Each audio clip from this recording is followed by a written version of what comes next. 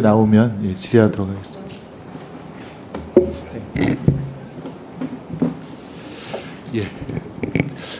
오늘 청문회를 좀 준비하면서 검찰의 그 감찰 기능 되게 중요하다는 것을 또 한 번 느끼게 되는데요. 대검의 감찰부장으로 계셨나요? 네. 예, 우리 윤석열 전 총장에 대해서 지금 이제 감찰 방해한 혐의로 징계 절차가 있었고 1심 법원에서 그 사실관계가 감찰 방해가 있었던 것으로 확인이 되었는데요. 그때 당시 4월 2일 한동수 감찰부장이시죠? 윤석열 총장에게 어떤 방해를 받았는지 조금 간략하게 설명해 주실 수 있나요? 제한된 시간이라 구체적인 말씀을 다 드리기 어려울 것 같습니다. 예컨대 채널A 사건과 한동훈 전 지금 이제 그 당대표 사이에 어떤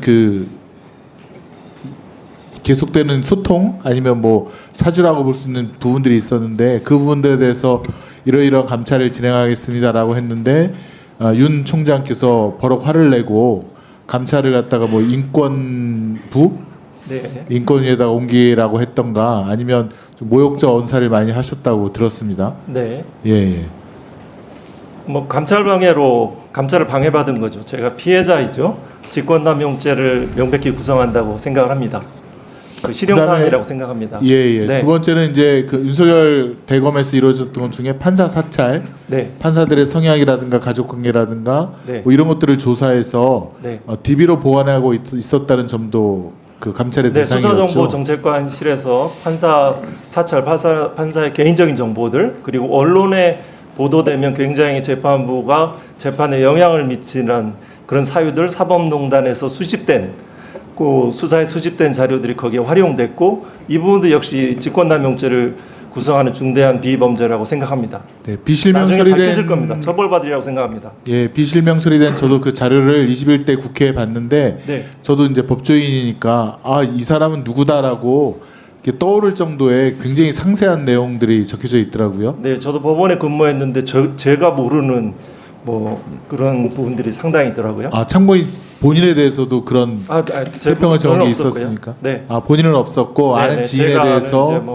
모르는 것들 자료가 무슨 친족 관계 영장 신문 과정에서 그 전날 술을 마시고 신문에 안 나왔다는 등 아주 내밀한 정보들이. 고발 사주도 감찰을 하셨나요? 그렇죠. 고발 사주의 사건의 핵심은 2월 17일 날 뉴스타파 굉장히 신뢰도를 제가 높게 보는 그런 언론사라고 생각합니다. 그 뉴스타파에서 2월 17일 날 도이치모터스 주가 조작 사건들을 보도를 했고 3월 31일 날 MBC 뉴스 데스크에서 그 채널A 사건이 보도가 됐죠. 그것들을 가로막기 위한 총선에 임박한 그 사건이 수사정보정책관실에서 그 부분들 작성을 해서 현재 있는 여당에 전달이 된 그런 사건이죠. 이 부분은 지금 공직선거법 위반이 저는 감찰을 방해받았음에도 불구하고 지금 고발 사주 손중성 씨에 대해서도 1심에서 유죄가 선고되었고 1년에 선고가 됐고 이번 주에 아마 항소심이 선고가 될 예정이고요. 네, 저는 그 법정에서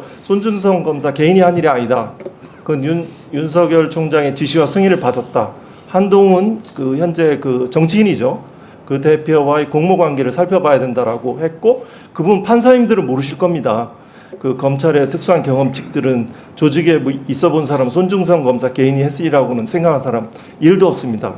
여기에 있는 검찰 출신 의원들 여야에 계시지만 근데 지금 문제가 예컨대 윤석열 전 총장에 대한 지금 징계에 대한 행정 사건이 1심에서는 사실로 확인되었다가 지금 항소심에서 뒤집혔다는 거죠. 절차가 좀 위반되었다라는 이유로. 네, 그게 징계 청구권자가 징계 심의에 관여할 수 없다는 조정을 절차에 관한 해석을 했는데요.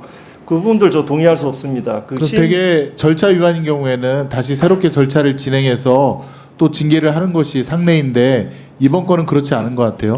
네, 징계 문제는 기본적인 범죄이고 또 관련돼서 상고도 안 했고요. 1심과 2심의 결론이 불일치한 사건이고 검사징계법 해석에 관한 문제이고 지금 이제 감찰 방해했듯이 윤석열 대통령이 지금 박정훈 대령에 대한 수사도 방해하고 있다. 또 백혜령 경정에 대한 마약 수사도 방해하고 있다는 여러 가지 의혹들이 있는데 이게 자꾸 반복되는 것 같은 느낌을 지울 수가 없는데 검찰의 감찰 강화에 대해서 혹시 뭐 체험하신 분으로서 무슨 말씀이신가 얘기를 해주세요.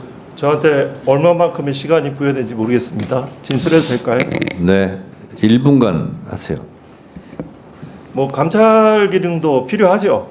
근데 이제 핵심적인 부분은 저는 오늘 후보자 청문을 보면 검찰은 변하지 않을 것이다. 본질은 변하지 않을 거라는 생각을 합니다. 시대적 과제는 검찰 개혁이지만 또 시대 정치는 직접 민주주의의 강화라고 생각을 합니다. 세 가지 사례만 얘기하겠습니다. 직접 민주주의는 알 권리하고 표현의 자유하고 결정에 시민이 참여하는 겁니다. 세 가지 사례만 얘기하겠습니다. 도이치모터스, 제가 읽어본 그 언론의 보도와 그 자기 계좌를 이용하고 많은 20억이 넘는 이익을 받고 매수 주문을 하면 이건 주범입니다. 단순한 방조범이라고 어느 의원이 해석해서 제가 놀라겠는데요. 그 기소해야지 검찰 내 수사권 유지가 되는 거죠. 그 한 부분이 있고요. 또 하나는 그 명품백 사건, 이거 공정하게 구성되지 않습니다. 그 절차가 편파적입니다. 거기에서 기조부장이 이제 거기에서 그 정책기획과장이 간사하고 기조부장이 이제 그 구성에 참여를 하는데요. 거기에 이제 일방적인 무혐의 의견을 주장하는 그 당사자만 참석해서 하죠. 이거는 심지어 1분만도 못합니다. 선거인단의 추첨으로 그 위원이 구성돼야 되죠. 그 도이치모터스 저는 일반 시민들은 알선수재, 나아가 뇌물죄라고 생각합니다. 왜 시민들이 일반 시민이 생각하는 결정과 달라집니까? 또 하나 특수활동비. 왜 이렇게 얘기가 많습니까? 자료 공개하십시오. 거기에 저는 감찰부장의 경험에 비추어서 그게 본래 용도대로 쓰여진 사례가 극히 드물다고 생각합니다.